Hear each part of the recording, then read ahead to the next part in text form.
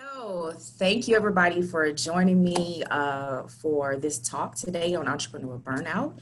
Happy Friday Eve. I hope you were able to get some sunshine. If you haven't earlier today, sometime today. And like Jake said, please hold your questions to the end if you don't mind. I do want to make this a little bit interactive as much as I can. So I have created a couple of polls. Please don't feel any pressure to respond, but again, just want to be a little bit interactive within this talk today. So without further ado, I do want to get started. Again, I am Dr. Holly, and I will be doing a talk today on entrepreneur burnout.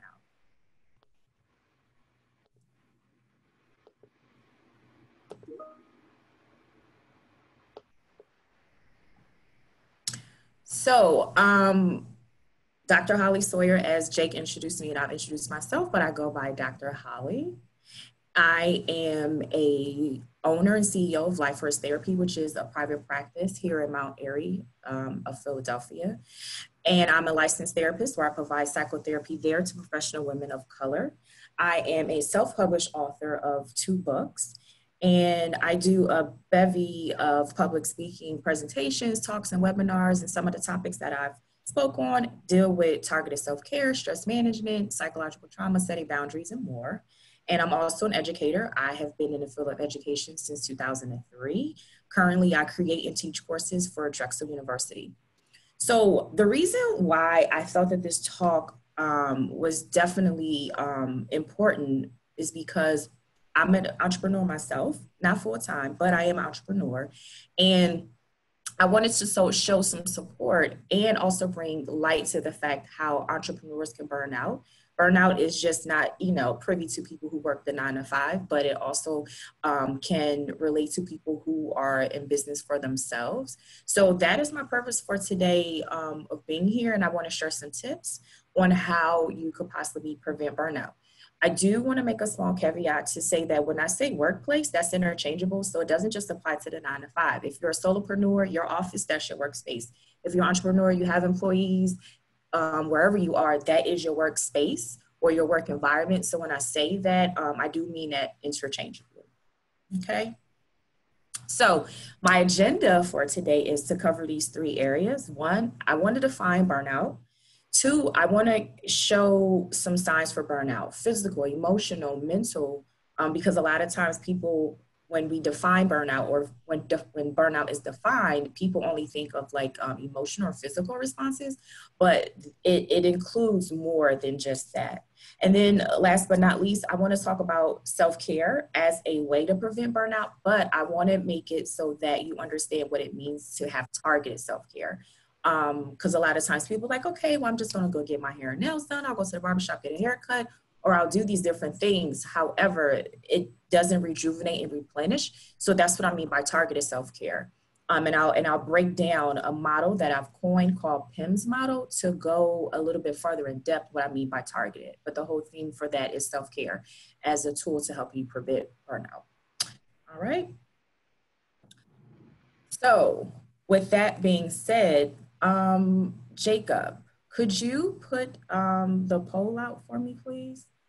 Yeah, so I know we just tested this, and now Zoom is saying the polling is inactive. Okay. So all right. Oh, there it goes. I see the poll. Okay, Natalie got it. I launched it. Sorry.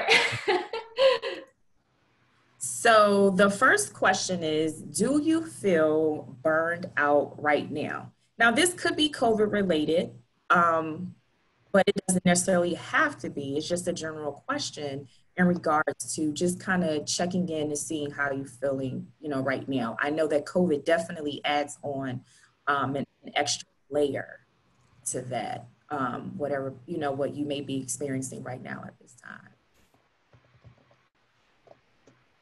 Are you saying that COVID adds an extra 5 pounds? that could happen too. That could happen too. Okay, so I think that's given enough time for people to vote. Jake, what do you think? Yeah, I think that's good. Okay, you can close it. Oh, there we go. There we go.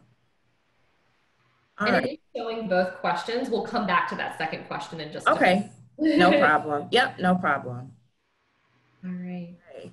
So it looks like I've gotten some votes, and some people are saying no, that they don't feel the burnout right now, and that's great. That is amazing.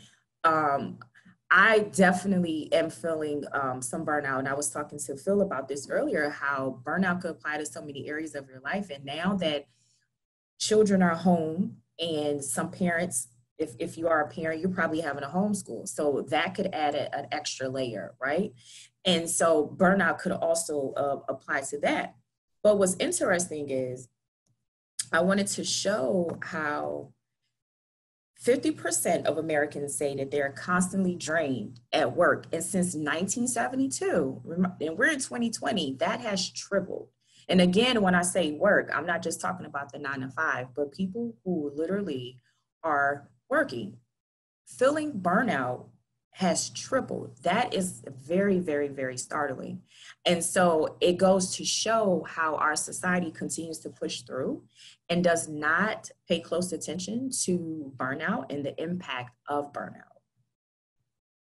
So defining burnout, I came up with a couple definitions just to give you like I won't say all inclusive, but a good general view of how we can define it. So one of the ways that we define it is basically as a condition resulting from chronic workplace stress. And again, workplace could be, your office, your work environment that has not been successfully managed. So you begin to, again, feel this stress. Then workplace burnout could be defined as an internal struggle that's heightened by an external barrier. So an external barrier could be, a delivery, constantly not coming on time. You are trying to find funding for your startup or your next project or your venture, and the struggle is so intense that you're beginning to feel very, very burnt out. And last but not least, we're looking at the physical, emotional, mental, and spiritual exhaustion and breakdown of your body. So there are a lot of people who can really literally go, right, physically and not feel burnt out in their body. However, mentally, emotionally, they could be burnt out and may not know. So I will go into these areas a little bit later, but I do want to identify that if you're fine physically, that doesn't mean that you're not burnt out in other areas, okay? So these are the types of burnouts. We have workload. So basically you have too much work. So as an entrepreneur, sometimes we take on a lot of projects, a lot of contracts. We have a lot of products and services that we're launching at one time. So it could be too much. Or like I mentioned earlier, you may not have enough resources. So that could be financial resources. It could be, staff, hiring additional support. So that can be a type of burnout as it relates to workload. Control. You may feel that you may have to micromanage some of your staff because you've hired some people who you have to constantly watch over to make sure that they're doing what they're supposed to do. Reward, right? You don't feel like, again, you're being, paid enough at this point because you're just starting out. So that can be even stressful. Or you may feel like you're not completely satisfied just because the things that you may be facing through your own business, they're causing some type of stress for you. And as we all know, as entrepreneurs, sometimes it can be very isolating. So within that isolation, you could also feel some type of burnout because you don't have a community that you can go to kind of have that support. And that's why I love Venture Cafe, because when I found Venture Cafe, I was like, wow, it's a room full of people that are like me, and we're all talking the same type stuff, but we're just all into different things. And that community was great. So, again, not having a community as an entrepreneur and feeling very isolated, that is another level or type of burnout. Fairness. We all know that women don't receive a lot of, investment capital. Women of color receive even less. So, you may feel burnt out because this thing is very hard and you're trying to get funding, you're trying to get started, or you are past the startup phase. But again, you're not getting the investors or the attention that you feel like your business or your projects or your services need at the moment, whether it's COVID or not. So these types of burnouts are very relevant. and they happen to us. And sometimes you can go through all 5, and sometimes you may only experience 1. So with that being said, Jake, could you put the poll back up? Or I think it may be Natalie. Can anyone here who's attending right now, can you relate to any one of these burnouts that we spoke about? We talked about caseload, we talked about fairness, we talked about community, wanting to be in control, right, of the event, the situation. Can you relate to any of these types of burnout? Okay, so I got to vote for reward. Yes, yes, I can totally understand that. And someone else says workload. Yes, very much so. Okay. Thank you guys for sharing that. I really appreciate that. Okay. So I'm going to close the poll and I'm going to continue to go forward. Thank you guys for all those who participated with that. So now I'm going to transition to talk about some of the signs, right? Emotionally exhausted. You may be feeling irritable, angry, right? A total emotion that is not normally yourself, right? Instantly irritated, out of nowhere for something that's very small. You may be feeling worn out. So again, those are those physical signs. So you may be feeling lethargic. You may be feeling anxious, right? You may be feeling as if you are basically overextending yourself. You again feeling drained, and you can also start to feel detached from your work. So, although you're going through the motions, you're physically, going into your business, you're, putting through invoices, you're talking with your clients and or your vendors, or, you're having this relationship, there still is no connection. You're just basically going through the motions of showing up to make sure that these different tasks are being handled. Your attitude starts to change, either towards your customers and or the type of work that you provide or service or product. Some other signs include digestive problems. So sometimes we may think, oh, it's just something that I ate, but I do encourage you to really pay close attention to that, especially now during COVID. Because again, our body stores when we are feeling burnt out, when we are stressed, when we are angry, when we are irritated, and our body, like think about a car, it'll start to give us signs like that little red check engine light to let you know that something is wrong. So it's up to us to really slow down and kind of do, a diagnostic to say, okay, wait a minute, I'm feeling nauseous, something is going on, I can't hold nothing down, where's this coming from, right? Your appetite may alter. Someone mentioned gaining 5 pounds. So sometimes, when we're burnt out, you may eat more, right? Or you may eat less because again, you're burnt out. So you are not, at, your normal consumption as far as when it comes to food. Sleep problems are definitely a huge flag and a big sign. So if you're someone who's used to getting at least 6 hours of sleep on average, but now you're going through periods of insomnia or you're finding it hard to sleep, this could be a sign that you're burnt out.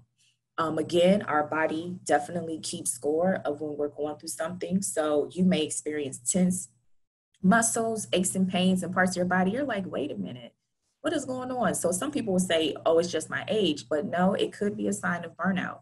You want to pay attention to your blood pressure and your heart rate. For men, you could have low testosterone if you're burnt out. And for women, it could impact your menstrual cycles, whether they are absent altogether or just extremely painful. And if you do have them, they can last longer than your normal length of time. Last but not least, we want to talk about reduced libido. You may not want to be intimate with your partner. You may not feel like being touched, especially if this is something that you normally do. You want to look out for that sign. You can experience hair loss, skin irritations. You may become depressed or, again, anxious. You may find yourself forgetting things like your keys, a note, an email or memo that someone either sent you or you thought you sent out, but you're starting to forget things that you normally would not forget. And then last but not least, a lot of times people will turn to alcohol to kind of help them out as a way to, you know, decompress, but it becomes excessive because we are trying to troubleshoot an overall problem from being burnt out. So again, these are signs of being burnt out.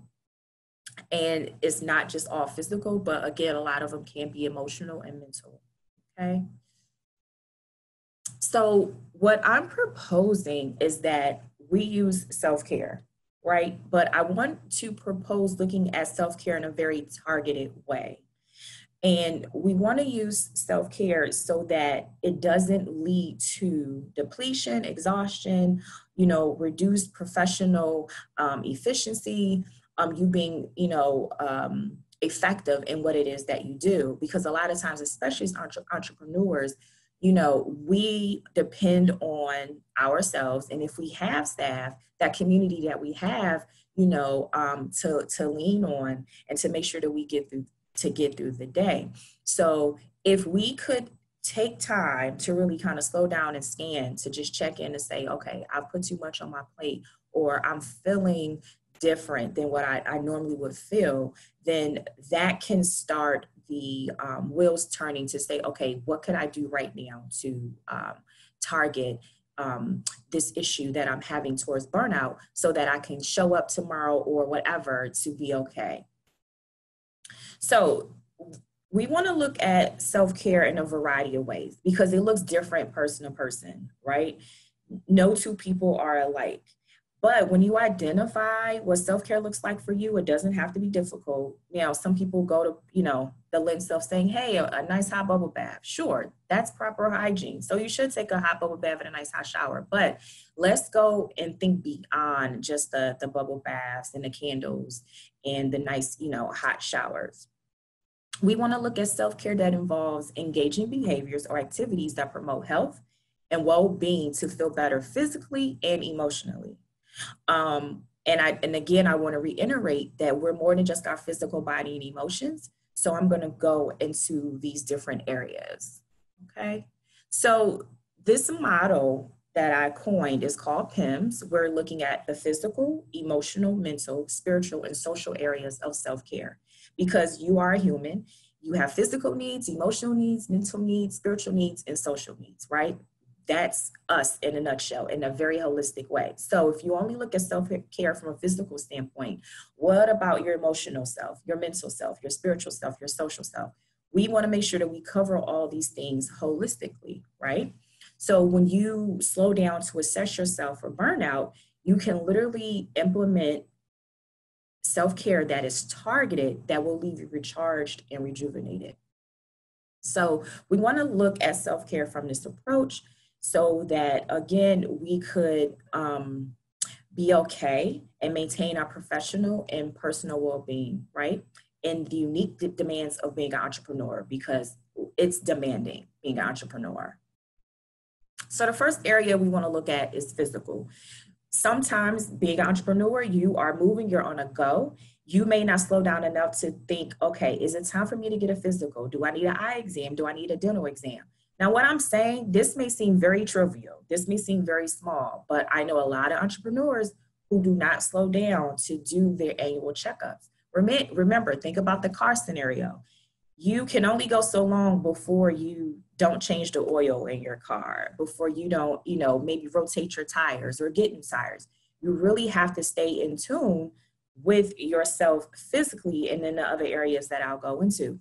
As an entrepreneur, you may not have the luxury, I'll call it, for lack of a better word, to take off work extensively.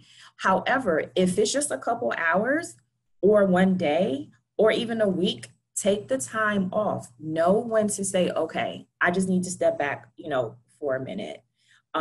Your business won't crumble. It won't fall. You'll be better, you know, when you come back versus trying to continue to run on a broke down burnout motor, right?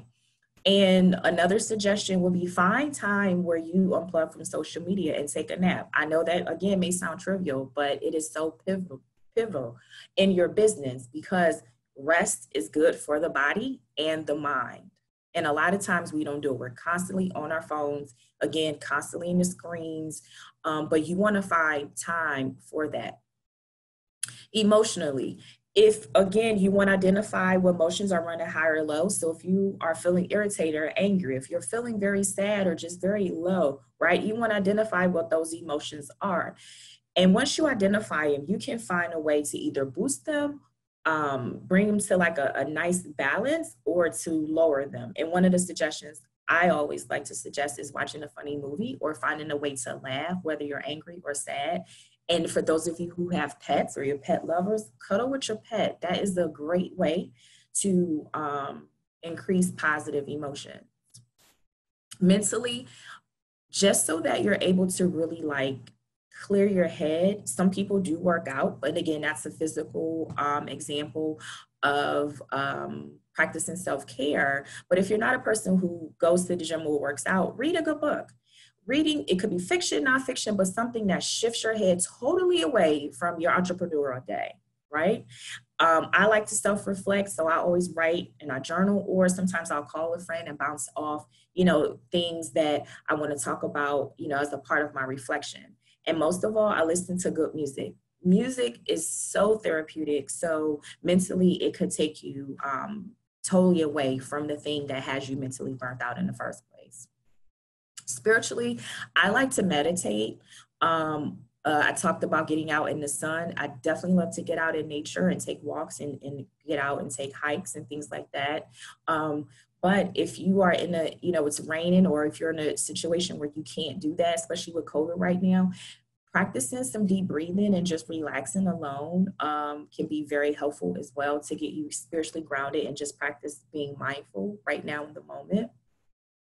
Socially, connect with people. Right now, we're doing a lot of Zoom calls, a lot of Zoom happy hours and things like that. So that's great, FaceTiming with friends and family. But one thing I would suggest as an entrepreneur, just avoid talking about work. Work is a thing that have you burnt out in the first place. So talk about something that, is fun, that's rejuvenating. It could be anything, but avoid talking about work, because again, we want to take ourselves away from that. Set boundaries. A lot of times entrepreneurs will say yes to a lot of things, projects, products, services, and it can be overwhelming, but you have to be able to set boundaries and say no to not only people that you work with, but contracts or projects that you're taking on. You have to be able to set those boundaries. And that leads to my third point, setting boundaries within yourself. Sometimes we're afraid of saying no, whether it's fear of missing out, but you have to be able to know what your threshold is. And a lot of times as an entrepreneur, we have a cape. We feel like we are Superman or Superwoman and we can take it all and do it all. In reality, can you? Yes, but you have to do it in a way that it doesn't burn you out. And you have to do it in a realistic way that you're able to set boundaries and achieve one thing literally at a time. And it's okay. But if you don't, you will burn out fast. So setting self boundaries is very, very huge as an entrepreneur. And you could apply really to if you work the 9 to 5 or just regular day life. And self boundaries basically is you monitoring your own behavior so that you can create a healthy structure for your life so that it basically can run smoother. You're identifying things that are good for you and what is not. And when you do these things, it helps you avoid burnout. Self boundaries reinforce self-love and self-respect to a physically, mentally, emotionally, and spiritually and socially healthier you. So when we practice self-boundaries, I'll repeat, we're also practicing self-love and self-respect. We can say no to others, but we also have to be wise and say no to ourselves. So I wanted to share some examples that of self-boundaries that, again, I set for myself. And this may be trivial for some people, but for me, one of the things that I do is I stick to a budget. I do not spend money I don't have. I live within my own means, but that may be something different for you. For me, I like to do laundry every Sunday because during the week, I just don't have time to do it. And I make sure that I stick to that because it helps me prepare for the week. And then another thing that I do as far as self-boundaries, if I know that someone who is draining, a Debbie Downer, who wants to be around me, who's going to stress me out or be hurtful, I'll turn down that invitation. If I mentally, emotionally cannot be there for that person, I will not open up and engage. That doesn't mean I can't go back around and be there for that person later, but I'm setting some self boundaries for myself. Now, this is just an example of what this looks like. You know yourself better than me. So again, you can identify what some of those self boundaries that you want to maybe start setting for yourself. So I created a suggested daily self-care schedule. So again, on Sundays, I like to do the laundry. I like to clean. I like to, declutter, whatever the case may be, because this prepares me in my space, mentally, spiritually for the week. This is what I do. But for somebody else, my Sunday could be their Friday. On Mondays, I like to sit down, relax after a busy day, and just listen to something soothing. And that's when I do my self-reflections as well. And on Tuesdays, I like to make sure that I take time to do something loving for myself, and think about what could I use more of to help me get through the rest of the week. And on Wednesdays, it's kind of like my massage day. So I may go get a massage, again, pre-COVID, but I unwind to something that helps me relax physically. So for you, it could be going to the gym. Thursdays, I do another, like self-reflection, just to kind of sit down. I may check in with some friends just to say, hey, I'm thinking about you. You were on my mind, and we can catch up that kind of way. Fridays, I just find a way to do something very fun, either with my children or with myself or with girlfriends. And I just focus on like being grateful for them, the things that happened during the week that I really enjoyed, and just trying to get rid of the things that didn't really serve me well or had me so intense and so anxious. And on Saturdays, kind of like my free day, I just remind myself of all the good things. And if I need to sleep in, I sleep in. Another thing that I've recently started doing is I take 2 days out of the week that I say, okay, I'm going to cut off my phone and I'm just going to be, present with my family and just be, aware. So again, this is just a suggestion. These are just some things that I do that help me get through the days of being an entrepreneur. So some of the takeaways I just want to leave with you guys is that take the time to really slow down and check in with yourself and just ask questions so you can assess for burnout. A lot of times we don't do it because we're just so busy with work, but that's not an excuse, right? We tend to just push ourselves until we are really at a point of no return because we're so burnt out. Even though, burnout is, a buzzword for some people, it's really, really real. And it can impact your relationships, your business, your physical, emotional, spiritual, and mental health. So I just would encourage people to not ignore the signs of burnout. And you don't have to, be burnt out to measure your level of success. Burnout doesn't mean that you're successful. I hear people say, as an entrepreneur, I don't sleep, I don't eat. That is not entrepreneur culture. Take care of yourself, okay? And if you need help, ask for it. Be open to receiving it, but you don't have to suffer in silence. And if you want to stay in touch, this is how you can reach me if you have, any questions that I may not be able to get to today. I am on Instagram and LinkedIn, and this is my website and my email.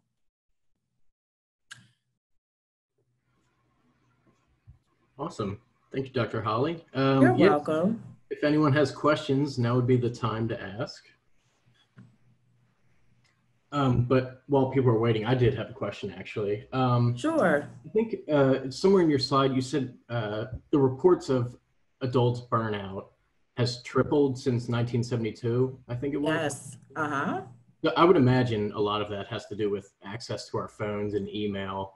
And I know, it can go a couple of different ways. I know a lot of people in my life who aren't entrepreneurs, but especially now that, we're in quarantine, a lot of employers think that their employees are essentially on the clock 24/7 now, not going anywhere. And at the same time, entrepreneurs or employees, I think there's that temptation to just look at your phone, especially if you're already kind of spinning your wheels and stressed out. You're like, oh, maybe I can solve it by looking at it now, even though it's like 11 o'clock at night. So you're really not going to accomplish anything. Do you have any suggestions for people who, kind of are lacking that self-discipline when it comes to technology? Yeah, that goes back to my point about self-boundaries.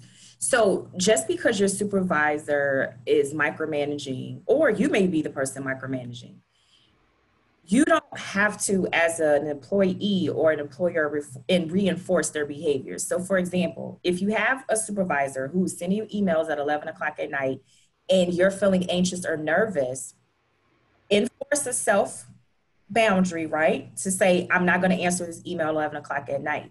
But when you do answer 11 o'clock at night, you reinforce the lack of self-boundary to this person that they can just email you at 11. They can email you at 1. They can email you after 5. So I encourage people that if your work hours are from 8 to 4:30, we'll just say, at 4:30, turn off your work phone, turn off your work computer, because with the pandemic, even after the pandemic, the work will be there.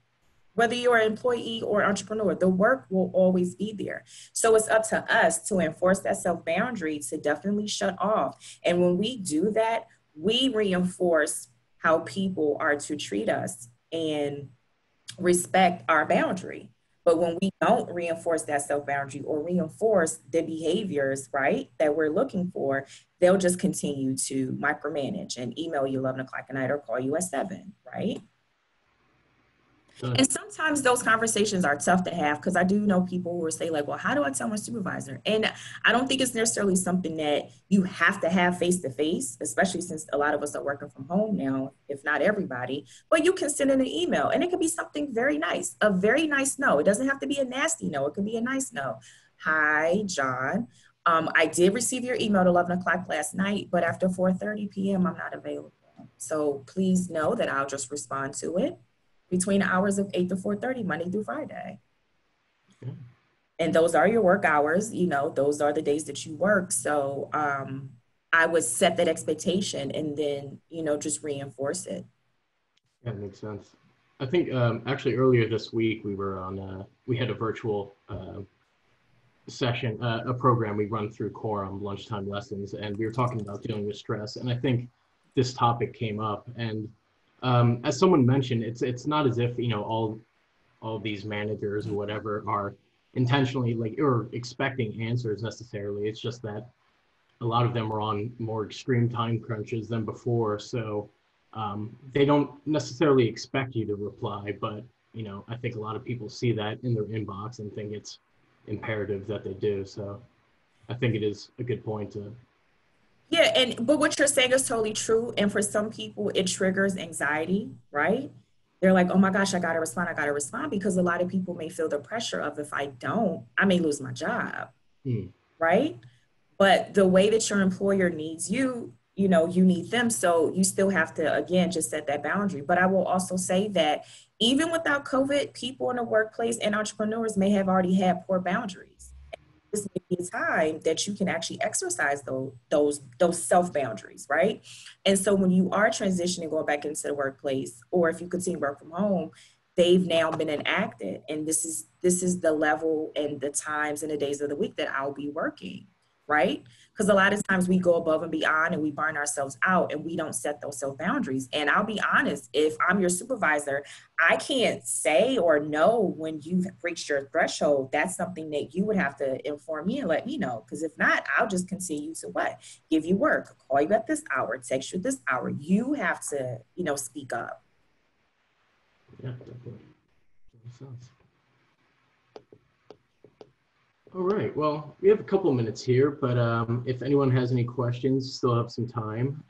Otherwise, I'll link to our networking space in Remo, which I would encourage you guys to check out if you haven't yet. It's our virtual extension of what the networking experience at our usual venture cafes are like. So it's a good time. I'll get a link for you here in a second. Okay. Hi, James. Hi, I have a question. Thanks very much for a great conversation. I'm wondering if you've seen any benefits to, crazy idea, but benefits to COVID time in people managing holistically, PEMS, the holistic health. I'm thinking, you know, it was fun for me to hear you say people get forgetful. That happens to me from time to time. I'm not sure it's stress. It could be just old age. I don't know. So speaking for myself, but I've found some benefits in connecting with people in the family and different. And I wonder, one of my difficulties is setting barriers, right? And you mentioned that, but I wonder if you've experienced either people you're working with or in the research actual benefits to COVID time. So one thing, one big, huge benefit that I've noticed not only with my clients and with myself, but other people too, as I talk to my other friends, is that COVID has allowed them to do things that they didn't get to do before, whatever that is. So, for example, if you're the type of entrepreneur who you work 80 hours a week and you're always traveling because you're trying to connect with vendors and things like that, now you're able to spend more time with your children because we're doing a lot of things electronically, right? We're doing a lot of Zoom calls. So now everybody's home and you basically have more family time than what you normally would have, right? Yeah. There are people who would love to work out, but they can't go to the gym. So they've had to be resilient with maybe walking on a track, getting outside in nature, right? And just slowing down. And a lot of times we're so busy, we don't think about the stars, we don't think about the sky, we don't think about how the sun came out today, right? But just the little things that we may have been taking advantage of. But I think now with COVID slowing us all down, we're able to do more of what we had lesser time to do before. If yeah, that that's great. Yeah, absolutely. That's been our experience. So we have 4 kids, 1 in Baltimore, 3 up in Portland, Maine. And my wife and I now do yoga, or what we call kick it with Katie. 5 days a week, 6 nice every day.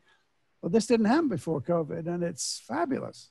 Exactly. And I hope that, you know, post-COVID, people are able to see, 1, how valuable their time is, 2, the value in slowing down, 3, to pick up those things that really enrich your life. I could imagine doing yoga for 15 minutes, 5 times a day, how much it has enriched you. Not only you, but your relationship with your wife and your physical and mental health. Yes. Yeah, thank you. Yeah. So that's really great. But I encourage you to still, though, set those self-boundaries if you find, you know, an area that you need to set them. Yeah, I'm going to work on that. Thank you. Okay, you're welcome. And thanks for asking. Great question. Sure.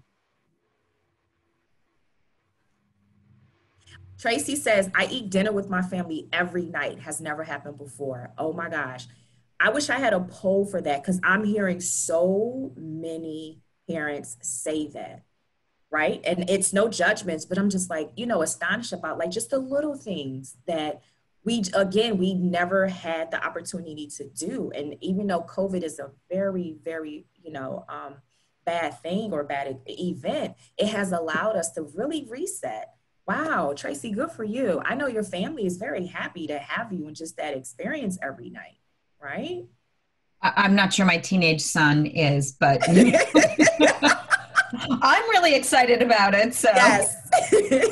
I think he's a little tired of us at this stage of the game, but you know.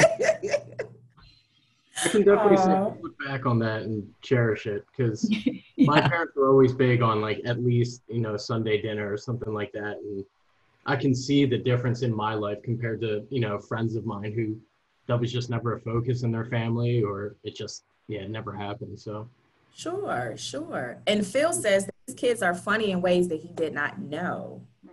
Wow. So again, you know, COVID, you know, it is so unfortunate, right? Especially the lives that we've lost, but it has allowed us to really reset and just refocus on things that we were just not able to do. Now, in our mind and in our hearts, will we want to have family dinner every night? Sure. Will we want to do yoga and do these things? Yes. But because we're so fast paced in a society that's always moving, we just never could slow down enough to do it. So this is all great. I have a question. I don't know how we're doing for time, but Tracy just putting that background up of wherever it was reminded me of your spiritual. One of your categories was spirituality, and I'm very interested in that topic. And I wonder if anybody wants to pitch in as to, you know, how that's either helped them or not, or changed during COVID times.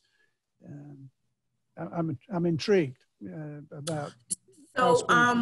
So, spiritually or spirituality looks different for different people, right? I just encourage people to, if you didn't have it before, to just reenact it or put it in, just like your yoga practice. So for me, I always had a prayer hour. I would get up at 5 a.m. pre-COVID. Now, I still have that prayer hour, but at the same time, I do a lot of self-reflection and I do a lot of more intentional meditation, because sometimes we have the app, right? Calm. So we're doing it on a go.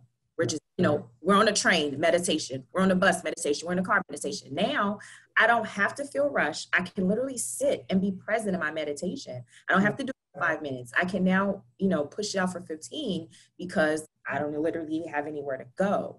So just a matter of making sure that you have some type of spiritual practice, and then just maybe elongating it or adding something different that you were not able to do before. Yeah, that's great. I think it's a huge opportunity for spiritual organizations. Yes, I agree. And actually for organizations to embrace spirituality in the workplace, which has always been a third rail, it seems to me, unless you're Villanova and that is your work or something like that. Okay. Just a thought. Well, it's an awesome talk to leave us on. We're at our time, so thank you, everyone, and thank you, Dr. Holly. Appreciate it. You're welcome. Thanks very much. I enjoyed it. Thank you all for coming. Have a good week, everybody. Thank you very much. Bye. Enjoy the rest of your nights. Bye.